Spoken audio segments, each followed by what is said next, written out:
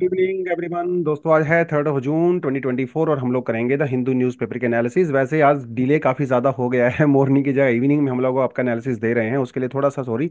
Delay हो गया था कुछ पर्सनल रीजंस की वजह से, लेकिन पढ़ाई नहीं रुकनी चाहिए, नॉलेज नहीं रुकनी चाहिए, और आई होप हमारे साथ बने रहेंगे। आर्टिकल जो आज हम लोग डिस्कशन करने वाले हैं, पहला जो आर्टिकल रहेगा इनइक्वालिटी एंड ग्रोथ के बारे में रहेगा। ये आर्टिकल जीएस पेपर 2 जो कि पॉलिसी मेकिंग के रिगार्डिंग होती है, और जीएस पेपर 3 जो कि इकोनॉमी के रिगार्डिंग होती है, दोनों तरफ से हम लोग इसको कर सकते हैं। थोड़ा सा इकोनॉमी का टॉपिक है और हल्का सा इसके अंदर थोड़ा सा कॉम्प्लेक्स एक कॉन्सेप्ट हम लोग थोड़ा सा करने वाले हैं, तो वो थोड़ा समझने की कोशिश करेंगे। उसके अलावा एक ज्योग्राफी वाले सेक्शन से हम लोग करेंगे टोंगा वल्केनिक इरप्शन, जो 2 साल पहले हुआ था न्यूजीलैंड में। उसके बारे में बात करेंगे, उसका क्या लॉन्ग टर्म इम्पैक्ट हो सकता है क्लाइमेट के ऊपर। अच्छा आर्टिकल है, डिसेंट है, और प्रीलिम्स के परस्पेक्टिव से और मेंस दोनों ही परस्पेक्टिव से इंपॉर्टेंट है। उसके लिए एमपीसी जो हमारी मॉनेटरी पॉलिसी कमेटी है, जो आरबीआई की है, उसके बारे में थोड़ी सी बात करेंगे प्रीलिम्स के आसपास। क्योंकि ये टॉपिक हम लोग कई बार पहले कर चुके हैं। तो repo rate, reverse repo rate वगैरह को डिसाइड करने की जो पूरी डिसीजन मेकिंग बॉडी होती है, बेसिकली एमपीसी ही होती है। इसके बारे में बात करेंगे। उसके अलावा एक साइंस वाले सेक्शन से हम लोग करने वाले हैं कार्नियल प्लूवियल एपिसोड। ये क्या था? इस तरह की छोटी छोटी टर्म्स ना कई बार प्रीलिम्स में पूछ लेता है आपसे। टॉपिक छोटा सा होता है, कॉन्सेप्ट बिल्कुल छोटा सा होता है, लेकिन एग्जाम में 2 नंबर का पूछ लेता है आपसे, 2 मार्क्स। तो इससे इस तरह की छोटी छोटी चीजें कई बार इंपॉर्टेंट होती हैं। उसके अलावा गांधी जी और उनके आइडियल्स के बारे में बात करेंगे, उनके आइडियाज के बारे में बात करेंगे। थोड़ा सर्वोदय क्या है, अहिंसा क्या है, सत्याग्रह क्या है, थोड़ा वो समझने की कोशिश करेंगे। तो इंडियन एक्सप्रेस का एडिटोरियल है, उसको आज हम लोग यहाँ से पढ़ेंगे। ठीक है जी, चलिए। तो शुरुआत करते हैं। पहले हम लोग इकोनॉमिक आर्टिकल ना लेके हम लोग थोड़ा सा यहाँ पे ना ज्योग्राफी वाला आर्टिकल ले लेते हैं। ठीक है, थोड़ा समझने में इजी रहेगा, क्योंकि पहली ही बॉल अगर आपका बाउंसर डाल दी इकोनॉमी का तो फिर पूरे मैच में इंटरेस्ट खत्म हो जाता है। ठीक है, चलिए चलिए। ठीक है, तो Tonga volcanic volcano could cause unusual weather for rest of the decade. Study क्या कहती है, तो थोड़ा सा आपको मैं बताता हूँ, चलो देखिए काम कैसे करता है, फिर उस कॉन्टेक्स्ट में हम लोग इसको थोड़ा सा समझेंगे। बेसिक्स आप ये जानिए कि जैसे वोल्केनिक इरप्शन होता है, जैसे मान लो आपका ये वोल्केनो है और यहाँ पे वोल्केनिक इरप्शन हुआ। जब वोल्केनिक इरप्शन होता है तो बहुत सारे सॉलिड पार्टिकल्स, एरोसोल्स, स्पेशली जो हमारा सल्फर डाइऑक्साइड होता है, it becomes aerosol later on, ये बहुत ऊपर तक जो है रिलीज होते हैं। तो वोल्केनिक इरप्शन जब होता है तो ये जो ऐश वगैरह है, प्लूम है, ठीक है, ash, plume, aerosols, solid particle, smoke, इसके अंदर वाटर वेपर्स भी होते हैं, गैसेस होती हैं बहुत सारी, ये बहुत ऊपर तक जा सकती हैं। ये स्ट्रेटोस्फेयर तक जा सकती हैं, 20 से लेके 80 किलोमीटर तक, कभी कभी 120 या इससे ज्यादा भी जा सकती हैं। तो ये हमारे एटमॉस्फेयर में बहुत ऊपर तक जाता है। अब ये जाती हैं स्ट्रेटोस्फेयर में, मान के चलिए ये स्ट्रेटोस्फेयर के अंदर है। और आपने थोड़ा बहुत एटमॉस्फेयर की लेयर्स के बारे में पढ़ी हैं, तो पहली जो हमारी लेयर होती है वो ट्रोपोस्फेयर होती है। यस, जो कि 18 किलोमीटर तक मैक्सिमम जाती है, 18 19 किलोमीटर तक। उसके बाद आपका स्ट्रेटोस्फेयर शुरू होता है जो 50 किलोमीटर तक जाता है। उसके बाद फिर दूसरी लेयर शुरू होती हैं। और आपको अच्छे से पता है कि जो ट्रोपोस्फेयर होती है, ज्यादातर जो विंड की मूवमेंट होती है यहीं पे होती है। स्ट्रेटोस्फेयर के अंदर जो एटमॉस्फेयर होता है बहुत ही शांत होता है, वहां पे कोई विंड मूवमेंट नहीं होती है। एक तो वहां पे विंड होती बहुत कम है, एयर बहुत कम होती है। तो ये जो स्मोक है, सॉलिड पार्टिकल्स, ऐश, प्लूम, एरोसोल्स, जब ये स्ट्रेटोस्फेयर में जाते हैं, अपर लेयर में जाते हैं, तो वहां पे जाने के बाद ये पूरा स्प्रेड हो जाते हैं, thousands and thousands of kilometre area में ये स्प्रेड हो जाते हैं। ये क्लाउड है एक तरह से, gas, smoke, solid particle, aerosol का क्लाउड है। स्पेशली सल्फर डाइऑक्साइड इसके अंदर ज्यादा होता है। अब ये स्ट्रेटोस्फेयर के अंदर है, सपोज फॉर 10,000 किलोमीटर। अब ये क्या करेगा, जो सनलाइट आएगा सन से, उसको ब्लॉक कर देगा, उसका सरफेस पे नहीं आने देगा। ठीक है, अब ये उसको रिफ्लेक्ट करेगा वापस। तो ये क्या है, अभी एक बैरियर का काम कर रहा है। It is like a shadow now on the surface, now it is like a shadow. तो भाई जब सनलाइट ग्राउंड पे आएगी ही नहीं, तो फिर वार्मिंग भी नहीं होगी, इससे कूलिंग होती है। अब हम मान के चलिए before volcanic eruption, after volcanic eruption. Before volcanic eruption क्या हो रहा था, ये सारी सनलाइट ग्राउंड पे आ रही थी और हमारा ग्राउंड गर्म हो रहा था। अब ये वापस ऊपर से ऊपर जा रही है, स्ट्रेटोस्फेयर से ही रिफ्लेक्ट होकर वापस चली गई, तो इसे कूलिंग इंपैक्ट कहते हैं।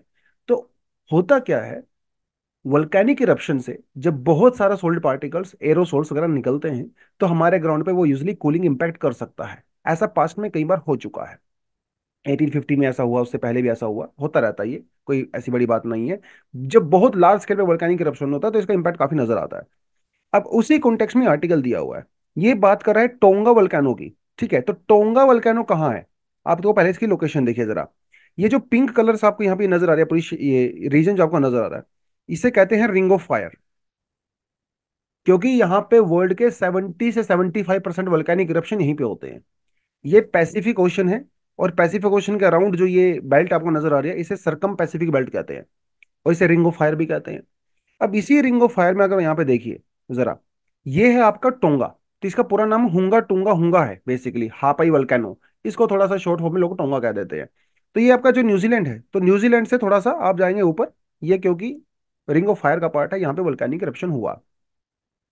एक तो आपको ये समझ में आना चाहिए। तो ये कब हुआ था? 15 जनवरी 2022 को हुआ था। बहुत सारा मटेरियल इसमें से निकला, और वो उसकी वजह से क्लाइमेटिक इंपैक्ट हुआ। अब जो मैंने आपको ऊपर ये सारी चीजें बताई थी कि इससे ग्लोबल कूलिंग होगी, आपका क्वेश्चन ये होगा कि सर इससे ग्लोबल कूलिंग तो हुई नहीं, है ना, बल्कि वार्म ही हो रही है। एलिनो इंपैक्ट आ गया, दुनिया गर्म हो गई। तो यूजली जो मैंने आपको बताया जो इंपैक्ट है, ये बहुत ज्यादा लॉन्ग टर्म नहीं होता है। क्योंकि ये सल्फर डाइऑक्साइड, सल्फेट, एरोसोल, जो मैंने आपको पूरा कॉन्सेप्ट हमें बता ही दिया, ये शेडिंग इंपैक्ट होता है जिसकी वजह से एटमोस्फेयर कूल डाउन हो जाता है। लेकिन interestingly this did not happen in case of होंगा टोंगा। तो इसका मतलब जो मैंने आपको ऊपर थ्योरी बताया पूरा फेल हो गया, ऐसा नहीं है। ये थ्योरी काम करती है। होंगा के केस में काम क्यों नहीं किया, उसकी बड़ी इंटरेस्टिंग है। क्योंकि ये जो वोल्केनिक इरप्शन हुआ था टोंगा में, ये अंडर वाटर हुआ था। ठीक है, अंडर वाटर होने की वजह से जो स्मोक था उसकी क्वांटिटी बहुत कम थी, जो ऐश था उसकी क्वांटिटी बहुत कम थी। तो जब लावा निकला अंदर से, बहुत गरम गरम गरम गरम गैसेस निकली, बड़ी हॉट गैसेस होती हैं, इसकी वजह से जो पानी था वो वेपराइज हो गया। वेपराइज हो गया। 100 to 150 million ton of water vapour वो एटमोस्फेयर के अंदर चला गया, which is equivalent to 60,000 Olympic swimming pool. सोचने की बात है। तो यूजली क्या होता, अगर ये वोल्केनिक इरप्शन लैंड पे होता तो कूलिंग इंपैक्ट होता। लेकिन अभी क्योंकि अंडर वाटर हुआ है, तो स्मोक, पर्टिकुलेट मैटर की बजाय ज्यादातर वाटर वेपर आसमान में चला गया, स्ट्रेटोस्फेयर में चला गया। और इसकी वजह से यहाँ पे वो कूलिंग इंपैक्ट नजर नहीं आया जो यूजली होता है।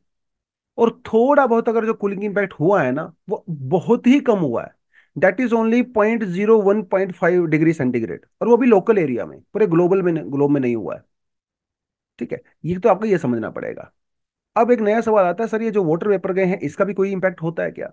देखिए, वाटर वेपर पर ट्रोपोस्फेयर में जाएंगे तो उसका तो इंपैक्ट होता ही है, क्योंकि वाटर वेपर से ही रेनफॉल होता है, बाद में क्लाउड वगैरह बनते हैं।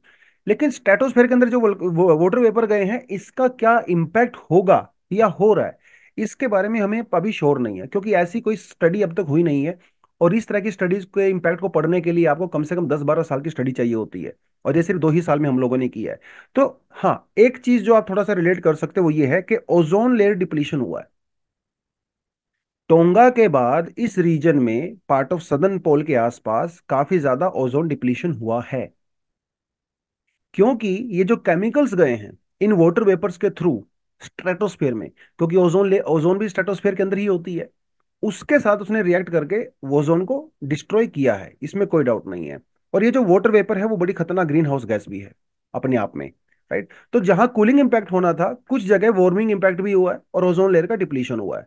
लेकिन अभी तक जितनी भी बातें हम लोग ने यहाँ पे की हैं, बेसिकली उसमें यही खेल है कि स्टडीज अभी चल रही हैं। वाटर वेपर को लॉन्ग टर्म में स्टडी करने की जरूरत है, अगले एक डेकेड के अंदर क्या होगा, ये वाटर वेपर कैसे काम करेंगे। यूजली इस स्टडी को करने के लिए अपने को सैटेलाइट चाहिए होते हैं, लेकिन 1979 से पहले तो ये सुविधा थी ही नहीं। तो अगर पास्ट में कोई ऐसा इवेंट हुआ है और उसका क्या इंपैक्ट हुआ है, हमारे पास स्टडी करने के लिए कुछ डेटा है ही नहीं है। क्योंकि 1917 से पहले सैटेलाइट वगैरह तो थे नहीं, और उसके बाद इस तरह के वोल्केनिक इरप्शन बहुत ही कम होते हैं जो अंडर वाटर होते हैं। तो हमारे पास डेटा पॉइंट बहुत छोटा है। तो हम लोग श्योरिटी से नहीं कह सकते कि आने वाले समय में क्या होगा, ये वाटर वेपर क्या करेंगे, कूलिंग करेंगे, वार्मिंग करेंगे, एसिड रेन करेंगे, ठीक है, क्या होगा। तो उसके बारे में थोड़ी अभी डिस्कशन और रिसर्च चल रही है। बट आई होप आपको थोड़ा थोड़ा आइडिया हो गया होगा कि जो वोल्केनिक इरप्शन होता है तो बहुत सारी गैसेस वगैरह निकलती हैं, उससे क्लाउड बनते हैं, ये क्लाउड सनलाइट को रिफ्लेक्ट कर वापस कर देते हैं, नीचे कूलिंग इंपैक्ट होता है। लेटर ऑन ये जो गैसेस होती हैं, सल्फर डाइऑक्साइड बाद में वाटर के साथ करके सल्फ्यूरिक एसिड बनाती है ना, नाइट्रोजन डाइऑक्साइड होती है वो आपका नाइट्रिक एसिड बनाती है। जब रेनफॉल होता है तो एसिड रेन होती है, जो अगेन हमारे सोइल के लिए बहुत डेंजरस होती है। वो तो इम्पैक्ट होंगे अभी, लेकिन फिलहाल लेट्स सी आगे फ्यूचर में क्या होता है। इंटरेस्टिंग रहेगा देखना इस तरह की चीजें। चलिए अब थोड़ा सा इकोनॉमी वाली बाउंसर मारता हूँ आपको, ठीक है। किसी को अगर इकोनॉमी नहीं भी आती है या आपका वीक है सब्जेक्ट, तब भी इस तरह के बेसिक से कॉन्सेप्ट आपको आसानी से समझ में आ जाने चाहिए। क्योंकि जब आप इसको प्रैक्टिकली देखोगे ना कि आपकी लाइफ को कैसे इम्पैक्ट कर रहा है ये चीजें, तब आपको चीजें ज्यादा कॉन्सेप्ट समझ में आएंगी। अगर आपको सिर्फ इसको किताबी ज्ञान की तरह पढ़ने लगोगे और रट्टा मारने की कोशिश करोगे, तो दिक्कत हो जाती है। तो suppose if you understand a concept, if you understand a concept, you don't need to memorise. Obviously बात है, if you understand a concept you don't need to memorise it. वो आपके दिमाग में पिक्चर क्रिएट हो जाती है। And if you don't understand it, you don't want to memorise it. समझ में ही अगर नहीं आया तो भाई याद करने का मन भी नहीं करता है। तो इसलिए प्लीज अंडरस्टैंडिंग वाले पार्ट पे फोकस करो। अगर ये आ गया ना, तो फिर आपको रट्टा फालतू में मारने की जरूरत नहीं है, क्योंकि रट्टा तो आप वैसे भी हफ्ते 10 दिन बाद भूल ही जाते हो, आपको हमेशा तो याद रहेगा नहीं। लॉन्ग टर्म अगर वो चीजें याद रखनी है ना, तो please try to understand a concept. और एक बार में कोई कॉन्सेप्ट समझ में नहीं आता है, कम से कम चीजों को बार बार बार बार बार बार बार बार पढ़ना पड़ता है। 4 5 बार, 6 बार, 7 बार उसकी खाल निकाल लीजिए। समझ में ऐसा हो ही नहीं सकता कि ह्यूमन बीइंग को कोई चीज समझ में ना आए बार बार पढ़ने के बाद। ऐसा पॉसिबल ही नहीं है। आप किसी यूनिवर्सिटी में जाए बिना खुद एक चीज को बार बार करके आप एक रॉकेट बना सकते हो, ऐसा लोगों ने बनाया है। बल्कि ऐसे प्रैक्टिकल एग्जांपल्स हैं। और ये तो छोटे से कॉन्सेप्ट है, तो प्लीज डरना नहीं है, क्योंकि डरने से ना नेगेटिव इमेज बनेगा आपको खुद को लेके। और फिर आप जो जब भी उस टॉपिक को खोलोगे ना, आपका माइंड पहले ही सेट हो जाएगा, अरे यार ये तो मुझे आता ही नहीं है, ये तो मुझे आता ही नहीं है। लाइफ में बहुत सारी चीजें जो आपको आज आसान लगती हैं, एक समय पे वो बहुत टफ लगा करती थी। लेकिन आपने उसको बार बार प्रैक्टिस किया और आप आज आपके वो बाएं हाथ का खेल है। इसी तरह से ये चीजें भी होती हैं। तो प्लीज एक इकोनॉमी के टॉपिक्स को लेके, साइंस के टॉपिक्स को लेके, ज्योग्राफी के टॉपिक्स को लेके अपने मन में बायसनेस मत रखें। ये बहुत इंटरेस्टिंग सब्जेक्ट है अगर आप इसको अंडरस्टैंड कर लो तो।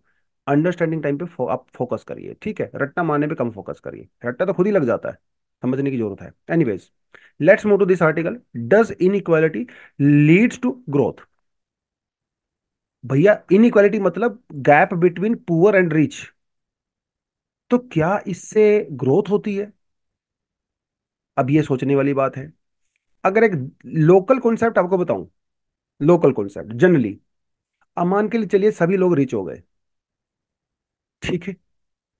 सब लोग अगर रिच हो गए, तो भैया फैक्ट्री में काम कौन करेगा? तो लेबर कौन करेगा? लेबर नहीं करेगा तो आपके पास प्रोडक्टिविटी कैसे आएगी, प्रोडक्शन कैसे आएगी? फिर तो आपको रोबोट्स इंट्रोड्यूस करने पड़ेंगे हर जगह, जो इंसानों का काम कर सके। लेकिन क्या इंसानों को 100% रिप्लेस कर सकते हैं रोबोट? Of course not. तो थोड़ी बहुत इनइक्वालिटी भी जरूरी है, ताकि हर जगह पे लोग एडजस्ट हो सकें। जहां पे एंटरप्रेन्योर चाहिए वहां एंटरप्रेन्योर हो, लेबर है वहां पे लेबर हो, मिडिल मैन है वहां पे मिडिल मैन हो। सब चीजें चाहिए समाज में। अगर इक्वालिटी आ गई, सब इक्वल हो गए, तो फिर ग्रोथ रुक जाती है। ये एक जनरल सा कॉन्सेप्ट है।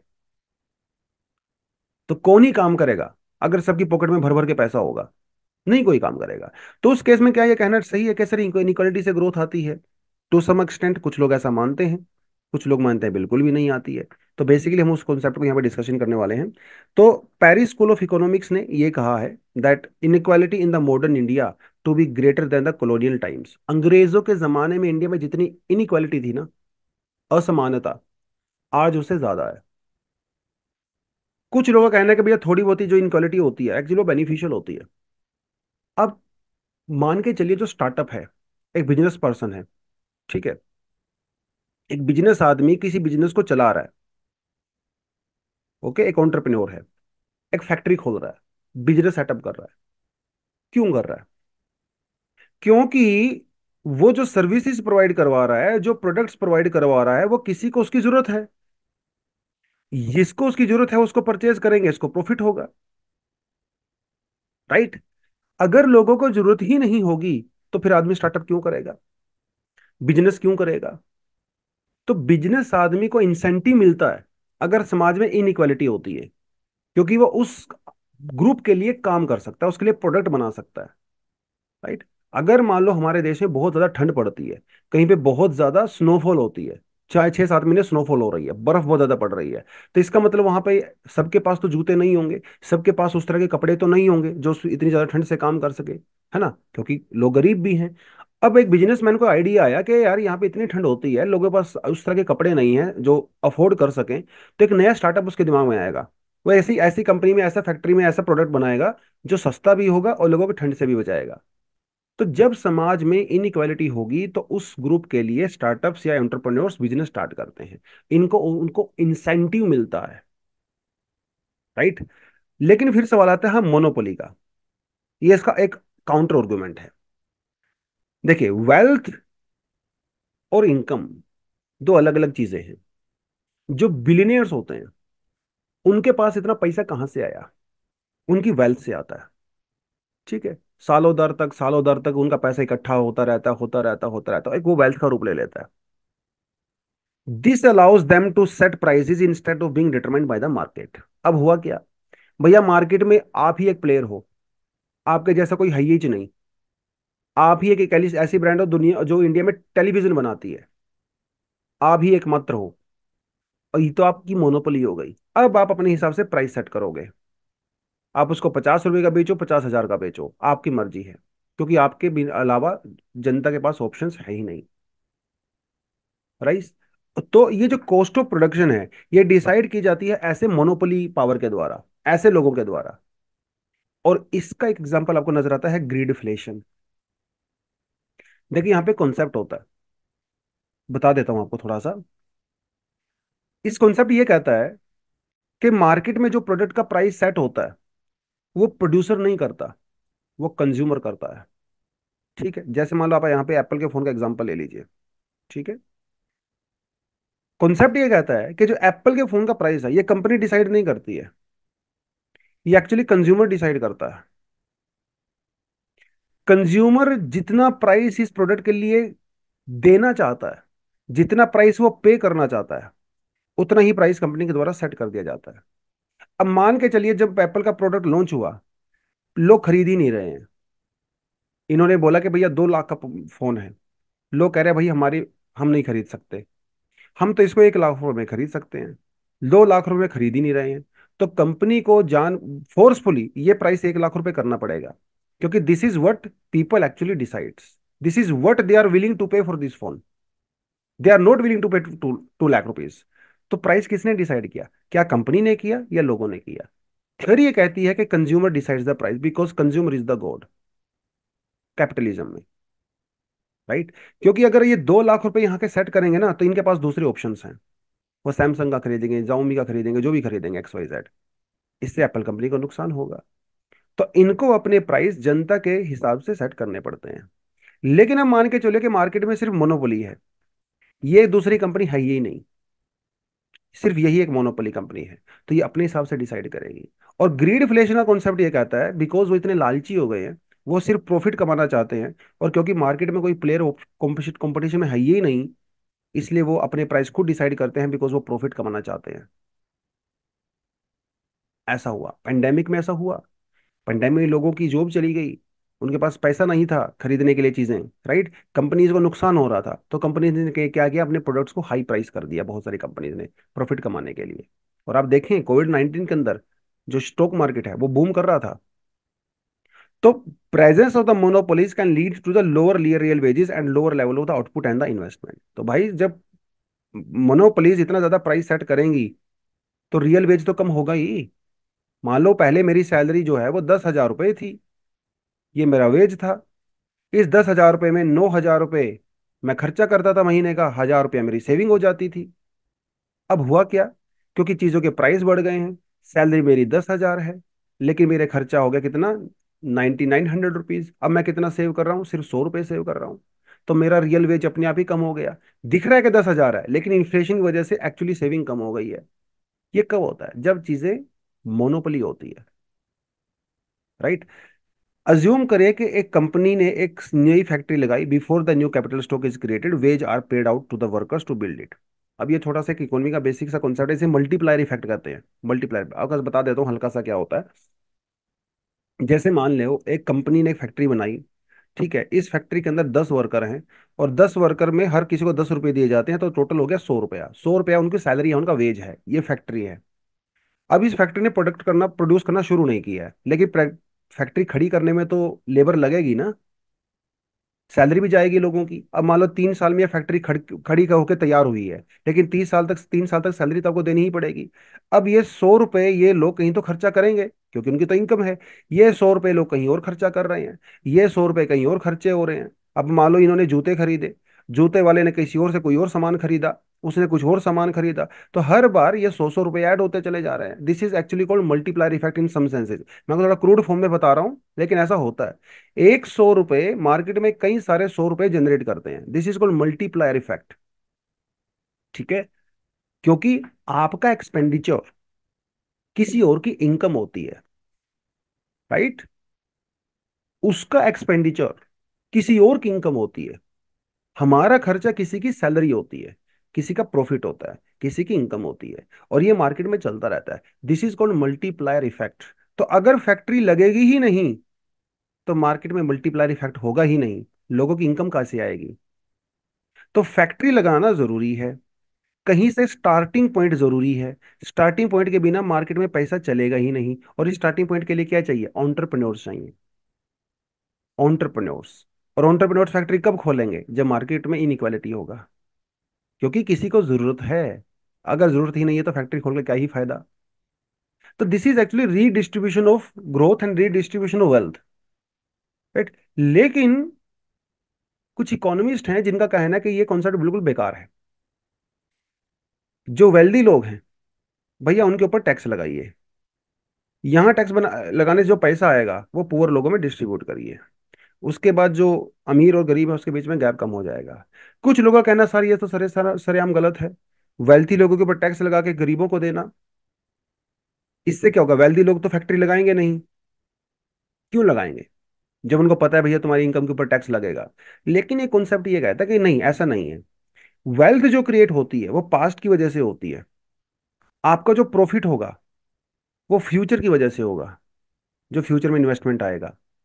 हो सकता है कुछ वेल्दी लोगों को यहाँ पे इंसेंटिव ना हो सकता है कुछ लोग फैक्ट्री कम लगाएं, लेकिन ओवरऑल जो इसका इम्पैक्ट होता है वो यही होता है कि एक्चुअली मार्केट में ग्रोथ होती है।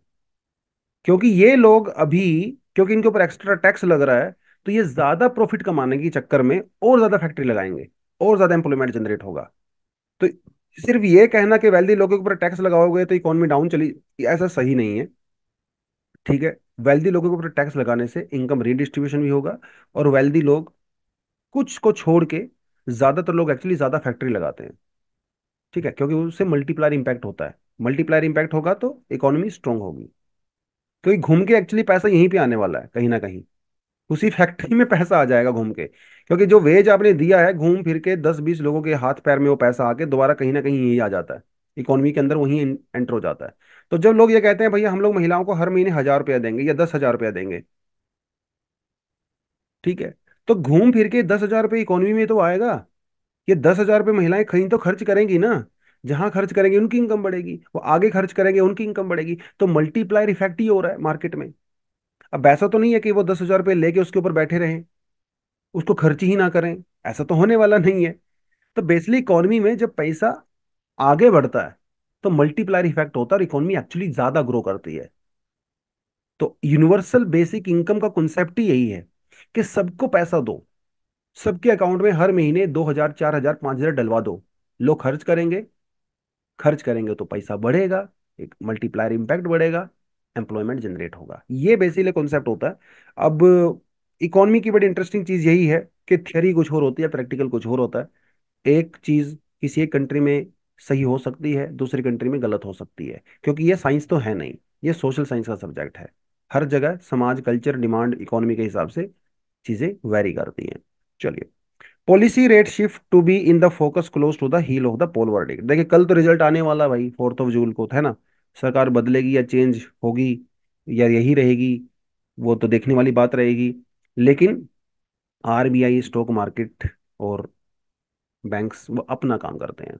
तो यूजली जो ऐसा होता है कि जब इन्फ्लेशन ज्यादा होती है या इन्फ्लेशन कम होती है, डिफ्लेशन वगैरह हो जाता है, ये जिम्मेदारी आरबीआई की होती है। और आरबीआई इंश्योर करता है कि मार्केट में जो इन्फ्लेशन का रेट है वो बैलेंस रहे, है ना, मैनेजेबल रहे। तो 4% +-2 ये हमारा टारगेट रहता है। और उसके लिए रेपो रेट वगैरह डिसाइड की जाती हैं आरबीआई के द्वारा। तो आरबीआई क्या, बेसिकली एमपीसी होता है, एक हमारे पास मॉनेटरी पॉलिसी कमेटी होता है। ठीक है। तो बेसिकली अभी जो मॉनेटरी पॉलिसी कमेटी की जो मीटिंग होने वाली, हर यूजली हर 2 महीने में एक बार मीटिंग करते हैं लोग, और डिसाइड करते हैं रेपो रेट कम होगा या ज़्यादा होगा। और इस बार जो मीटिंग होगा तो उसके अंदर कुछ ज़्यादा चेंजेस होने वाले नहीं है, क्योंकि इलेक्शन का माहौल है, रिजल्ट वगैरह आने वाला है, उस केस में इन्होंने ये बात कही है। तो थोड़ा सा आपको एमपीसी के बारे में पता होना चाहिए बेसिकली। मैंने यहाँ पे एक वर्ड यूज किया है रेपो रेट, और आई एज्यूम के मोस्टली बच्चों को पता होगा कि रेपो रेट का मतलब होता क्या है। लेकिन जिसको नहीं पता है, हल्का सा आपको बता देता हूँ। जैसे कोई बैंक होता है, ठीक है, मान लो यहाँ पे आप एसबीआई मान के चलिए, एसबीआई, ठीक है। एसबीआई को पैसे की जरूरत है, तो कहाँ से लेंगे, आरबीआई से लेंगे। ठीक है, जैसे आपको जरूरत होती है आप एसबीआई के पास जाते हो, तो आरबीआई से उसने मान लो 100 करोड़ रुपया लिया। ठीक है, 2 दिन के लिए, 4 दिन के लिए, 6 महीने के लिए, 1 दिन के लिए। तो इस 100 करोड़ रुपया जो आरबीआई ने दिया है एसबीआई को, तो इट्स लाइक अ लोन। तो फ्री में तो कोई नहीं देता है, बदले में कुछ इंटरेस्ट रेट तो पे करना पड़ेगा, राइट। तो ये जो इंटरेस्ट रेट होता है जो बैंक आरबीआई को पे करते हैं, this is called repo rate. ठीक है। रेपो रेट कम या ज्यादा होने से मार्केट के अंदर जो मनी सप्लाई है वो कम या ज्यादा होती है। ठीक है। तो रेपो रेट को आरबीआई यूज करता है मार्केट में एक्सपेंशन के लिए, ठीक है, और कॉन्ट्रैक्शन के लिए। अब ये एमपीसी क्या है, थोड़ा सा ये आपको पता होना चाहिए। ठीक है। तो ये तो बिल्कुल फैक्चुअल सा सब कुछ है, एक इन्फॉर्मेशन है। बेसिकली 2016 के अंदर हम लोगों ने ये बनाई थी। उर्जित पटेल कमेटी जो 2013 में बनाई गई थी, इसकी रिकमेंडेशन पे एमपीसी कमेटी बनाई गई है। इसके अंदर 6 मेंबर होते हैं बेसिकली। 3 मेंबर जो है रिजर्व बैंक के होते हैं, 3 मेंबर एक्सटर्नल होते हैं जो नॉमिनेट किए जाते हैं सेंट्रल गवर्नमेंट के द्वारा। ठीक है। और 6 लोगों की कमेटी होती है। यूजली जो जो मेजोरिटी डिसीजन लेती है ये उसी पे काम करती हैं, लेकिन बाई चांस अगर 3-3 हो जाता है मामला, तो उस केस में जो आरबीआई के गवर्नर हैं वो एक डिसाइडिंग वोट बेसिकली यहाँ पे करते हैं। तो उस जब ये लागू किया गया था एमपीसी को, तो हमारे जो फाइनेंशियल एक्ट है 2000, उसके द्वारा हम लोग इसको लेके आए थे बिल को। और जो आरबीआई एक्ट है 1934, उसके अंदर थोड़े से हम लोगों ने चेंजेस किए थे। 2 महीने में मैंने आपको बताया मीटिंग होती है, हालांकि इससे पहले भी हो सकती है, ऐसी कोई जरूरत नहीं है। तो एमपीसी को लेके फ्यूचर में भी कई सारी रिकमेंडेशंस आई थी, जैसे रेड्डी कमेटी 2002, तारापुर कमेटी 2006, मिस्त्री कमेटी 2007, रघुराम राजन कमेटी 2009। लेकिन फाइनली उर्जित पटेल कमेटी के रिकमेंडेशन पे एमपीसी को बनाया गया था। ठीक है। तो यही लोग वो बेसिकली वो डिसाइड करते हैं मिलके कि रेपो रेट कम होगा या ज़्यादा होगा, अनचेंज होगा, क्या रहना चाहिए मार्केट में कंडीशंस को देखते हुए। ठीक है, चलो थोड़ा आगे बढ़ते हैं। साइंस का सब्जेक्ट उठाते हैं कुछ। कार्नियल प्लूवियल एपिसोड, ये टर्म आपको याद रखनी है, एक इंपॉर्टेंट कीवर्ड देके जा रहा हूं आपको ये, क्योंकि एग्जाम में ऐसा आपसे पूछ सकता है। ठीक है। Around 250 to 30 million years ago, तो हमारे पास पेंजिया हुआ करता था। ठीक है। पेंजिया क्या है, इट्स अ सुपर कॉन्टिनेंट। दुनिया के जब सारे कॉन्टिनेंट आपस में जुड़े हुए थे, उसे पेंजिया कहते हैं। और कुछ टर्म में जो अराउंड 230 मिलियन ईयर अगो है, इस पीरियड को हम लोग लेट ट्राइसिक पीरियड भी कहते हैं। लेकिन उस समय क्लाइमेट में क्या हो रहा था, उसके हिसाब से इसको कार्नियल प्लूवियल एपिसोड कहते हैं, क्योंकि उस समय में भयंकर रेनफॉल हुआ था। It rained for more than million years. समझ रहे हो? 10 लाख सालों तक रेनफॉल होता रहा, ऐसा माना जाता है इस पीरियड के दौरान। ठीक है, इसे कार्नियल प्लूवियल एपिसोड कहते हैं। और जब इतना ज्यादा रेनफॉल हुआ, वल्केनिक एक्टिविटीज वगैरह सब हो रही थी अर्थ के ऊपर, तो बहुत सारी लाइफ लैंड पे भी और ओशन पे भी वो खत्म हो गई थी। उसके बाद से एक नई तरह का एवोल्यूशन स्टार्ट हुआ, और उसके बाद डायनासोर पैदा हुए। तो कार्नियल प्लूवियल एपिसोड के बाद डायनासोर्स का जन्म हुआ। उन्होंने बहुत सालों तक इस अर्थ के ऊपर रूल किया। ठीक है। और अराउंड 65 मिलियन ईयर्स अगो, जब बहुत बड़ा मीटोराइट इम्पैक्ट हुआ, एस्ट्रॉयड अर्थ से टकराया, तो उसके बाद उनकी डेथ हो गई। मोस्टली लाइफ जो अर्थ के ऊपर थी वो डिस्ट्रॉय हो गई थी। उसके बाद एक नया एवोल्यूशन शुरू हुआ, और इंसान भी कहीं ना कहीं उसी नए एवोल्यूशन का हिस्सा रहे हैं। ठीक है। इस पीरियड के दौरान जब ये कार्नियल प्लूवियल एपिसोड्स हो रहे थे, रेनफॉल हो रही थी, तो रेनफॉल के लिए वाटर वेपर कहाँ से आ रहे थे? वाटर वेपर कुछ तो अर्थ के ऊपर पहले से थे ही, कुछ वोल्केनिक इरप्शन से आ रहे थे। तो बेसिकली जो है रेंगेलिया प्रोविंस, जो कि नॉर्थ अमेरिका के वेस्टर्न पार्ट में पड़ता है, ये एक ऐसा इवेंट माना जाता है। उस समय वोल्केनिक इरप्शन यहाँ से हुए, बहुत सारा वाटर वेपर वो स्काई के अंदर गया, क्लाउड्स बने, रेनफॉल हुआ। तो उस कॉन्टेक्स्ट में आपको कार्नियल प्लूवियल एपिसोड थोड़ा सा अपने याद रखना है, ठीक है। इसका ईयर आपको याद रख लेना, किस चीज से जुड़ा हुआ है ये, रेनफॉल से जुड़ा हुआ है। ये थोड़ा आपने याद रख लेना, बस इससे ज्यादा इसमें कुछ करना नहीं है। तो बहुत ज्यादा साइंस के अंदर घुसने की जरूरत नहीं होती है आपको, ठीक है। हल्का सा आइडिया होना चाहिए, टर्म्स का मतलब थोड़ा सा आइडिया होना चाहिए आपको। चलिए, गांधी बिफोर एट अबाउट, ठीक है। देखिए, तो गांधी जी के बारे में इस आर्टिकल में बात की गई है, इंडियन एक्सप्रेस का एडिटोरियल है, तो मैंने आज उसको थोड़ा वहां से उठा लिया है इसको बेसिकली। ठीक है, तो गांधी जी के कुछ आइडियाज के बारे में बात कर सकते हैं बेसिकली हम लोग। इस एडिटोरियल में उतना खास खास डिटेल में बात नहीं किया गया, लेकिन हमने थोड़ा सा यहाँ पे डालने की कोशिश की है। तो एक तो गांधी जी का बड़ा जबरदस्त कॉन्सेप्ट रहा स्वराज। स्व मतलब खुद, सेल्फ, और राज मतलब रूल, है ना। तो कंप्लीट इंडिपेंडेंस, सेल्फ रूल की यहाँ पे बात की गई। तो देखिए, गांधी जी की जो फिलॉसफी है, उनके जो आइडियाज हैं, वो ना इवोल्व रहे हैं, वो फिक्स नहीं थे। गांधी जी जैसे जैसे अपनी जिंदगी में आगे बढ़ते चले गए, नई नई चीजें उन्होंने सीखी, नए लोगों से मिले, उनके एक्सपीरियंस चेंज हुए, उसकी वजह से उनके आइडियल्स जो हैं वो भी धीरे धीरे चेंज होते रहे। लेकिन कुछ आइडियल्स ऐसे हैं जिसके ऊपर गांधी जी हमेशा टिके रहे, और उनका फर्म बिलीफ था कि ये सही है। और अपनी पॉलिटिकल लाइफ में, अपनी पर्सनल लाइफ में, सोशल लाइफ में उन्होंने उनको इम्प्लीमेंट भी किया। और वैसे हम लोग सब उनको चीजों को जानते ही हैं। तो ये जो कंप्लीट इंडिपेंडेंस या स्वराज का जो कॉन्सेप्ट है, ये गांधी जी ने जो है उपनिषद से, औरबिंदो, टोल्स्टॉय, जो है यहाँ से उन्होंने लिया ये आइडिया स्वराज का। तो इनका ये मानना था कि भैया, इंसान की जिंदगी जब तक कंप्लीट नहीं होती है, जब तक उसके एक्शन, उसके खुद के एक्शंस के ऊपर उसका पूरा कंट्रोल नहीं होता है। और वो तभी हो पाएगा जब आपके ऊपर किसी तरह का कोई बाउंडेशन नहीं होगी, आप पूरी तरह से इंडिपेंडेंट होंगे। तो उस कॉन्टेक्स्ट में उन्होंने यहाँ पे बात कही है। तो पॉलिटिकल इंडिपेंडेंस की उन्होंने बात की, स्वराज की बात कही। तो पंचायती राज, या जो हम लोग आजकल डेमोक्रेटिक डिसेंट्रलाइजेशन इस वर्ड का यूज करते हैं, तो बेसिकली स्वराज का ही कॉन्सेप्ट है ये। गांधी जी इस आइडिया को देके गए थे कि पंचायती राज, फिर बाद में हम लोग इसको कॉन्स्टिट्यूशनली भी 73rd 74th अमेंडमेंट के अंदर लेके आए। ठीक है, तो उनका कहना था कि राम राज्य हम लोग तभी एस्टेब्लिश कर सकते हैं इंडिया में, अगर हमारी पंचायतें और हमारी लोकल लेवल पे डेमोक्रेसी होगी। ओके। इकोनॉमिक स्वराज का उनका मतलब ये था कि हर इंसान, चाहे वो गरीब हो, ठीक है, उसको एक डिग्निफाइड लाइफ होनी चाहिए, उसकी एक इज्जत भरी लाइफ जरूरी है। लेकिन वो कैसे होगा? लैंड रिफॉर्म करके। जो जमींदारों के पास हजारों एकड़ जमीनें हैं, वो फालतू में हैं, गरीबों को दिया जाए, लैंड रिफॉर्म्स किए जाए। कॉटेज इंडस्ट्री को बहुत ज्यादा मानते थे गांधी जी, खादी प्रमोशन को बहुत ज्यादा मानते थे। तो बेसिकली गांधी जी का ये कहना था कि क्योंकि देश गांव में बसता है, तो हर गांव को इंडिपेंडेंट होना चाहिए। छोटी छोटी जो इंडस्ट्री हैं, उस पर फोकस किया जाए। तो गांधी जी क्योंकि मशीनों का लार्ज स्केल पे यूज को कोई खास पसंद नहीं करते थे, उनका कहना था भाई, ह्यूमन लेबर है, हमें खुद काम करके कमाना चाहिए। सोशल लाइफ में गांधी जी का कहना था कि वो ही address communalism and the untouchability, promoting the social harmony. तो ये उनका स्वराज का बेसिकली एक मतलब था सोशली, कि जात पात धर्म से ऊपर उठ के जो है सोशल हार्मनी की तरफ हम लोग जाएंगे। कल्चर में भी उनका यही कहना था कि दूसरे जो कल्चर्स हैं उनकी तरफ अपने को ओपन रहना चाहिए, ठीक है। और वहाँ से जो आइडियाज आते हैं वो हमें लेने चाहिए। गांधी जी का एक और जो पॉलिटिकल थॉट की हम लोग बात करें, तो नॉन वायलेंस, अहिंसा जिसे कहते हैं, ये एक बहुत उनका बेसिकली कॉर्नर स्टोन, एक बैकबोन रहा उनकी पूरी फिलोसफी का, गांधी जी का। और गांधी जी का मानना था कि देखिए भाई, जब हम लोग नॉन वायलेंस की बात करते हैं, तो सिर्फ हम लोग फिजिकल नॉन वायलेंस की बात नहीं कर रहे, हम लोग इमोशनल और, है ना, इंटरनल नॉन वायलेंस की बात भी कर रहे हैं। तो ये एक ह्यूमन होने के नाते भगवान का ट्रुथ और गॉड को अचीव करने का तरीका है नॉन वायलेंस। अगर आप शारीरिक रूप से या मानसिक रूप से वायलेंस करते हो, किसी के बारे में बुरा सोचते हो, उसका बुरा चाहते हो, तब भी आपको ट्रुथ या गॉड आपको नहीं मिल सकता। ये उनका मानना था। तो ट्रुथ तक जाने का तरीका यही है। ये जीसस क्राइस्ट ने भी कहा, लॉर्ड राम ने भी कहा, बुद्धा ने भी कहा, सब ने कहा।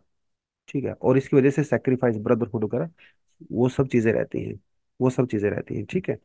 अहिंसा का ब्रोडर कॉन्सेप्ट के बारे में अगर बात करें, तो पॉजिटिव एक्शन की यहाँ पे बात की जाती है। तो कुछ लोगों का ये कहना है कि अहिंसा का मतलब ये है कि भाई आप कुछ भी मत करें, लेकिन ऐसा नहीं है। अहिंसा एक बहुत ही पॉजिटिव एक्शन है, ठीक है। देखिए, किसी को थप्पड़ मारना, गाली देना, ये तो बहुत आसान है, कोई भी वीक आदमी करेगा। लेकिन एडवर्स कंडीशन में भी आप शांत रह रहे हो, किसी पर हाथ नहीं उठा रहे हो, गुस्सा नहीं कर रहे हो, तो ये एक्चुअली एक बहुत बड़ा पॉजिटिव एक्शन है, नेगेटिव या पैसिव एक्शन नहीं है, ठीक है। ये उसके लिए बहुत हिम्मत चाहिए। तो या वो लगातार गाली पे गाली दे रहा है, बुरा आपका किए जा रहा है, और आप उसके बारे में बुरा नहीं सोच रहे हो, आप उसको बदले की भावना नहीं है। इससे ज्यादा हिम्मत का काम कोई और नहीं हो सकता।